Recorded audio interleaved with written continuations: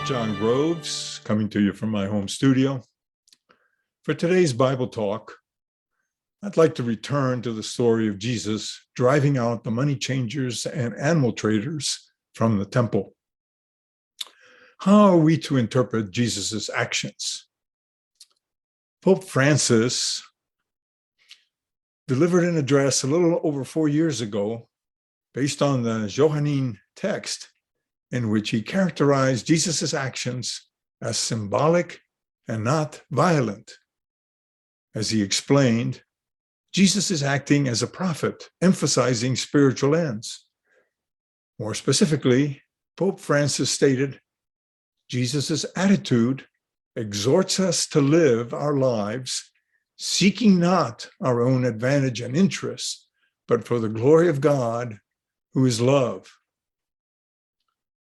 In contrast, Bernard of Clairvaux, a 12th century theologian and highly influential church leader, saw the inspiration in this story to advocate for the Second Crusade. The Muslims had taken over the sacred sites in the Middle East, and these needed to be returned to Christendom.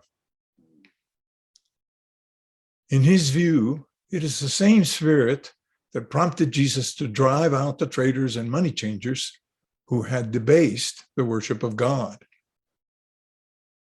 An alternative title often associated with our story is the cleansing of the temple. Often war is justified with the need for cleansing a land of its immoral and possibly cruel and savage inhabitants. It isn't always wealth and plunder that drive our justifications for war. For Charles Fillmore, there are a number of elements in our story open to metaphysical interpretation. For example, the money changers represent thoughts of commercialism and greed that work only for a selfish end. He states in a sermon dating back to 1933, under the Christ light, these greedy, selfish thoughts must be cast out, and true Christ righteousness established. This is as if Fillmore had adopted the Sufi version of jihad, not as an all-out war against infidels, but as an internalized cleansing of the impure thoughts and desires that detract us from spiritual pursuits, what some scholars have referred to as the greater jihad.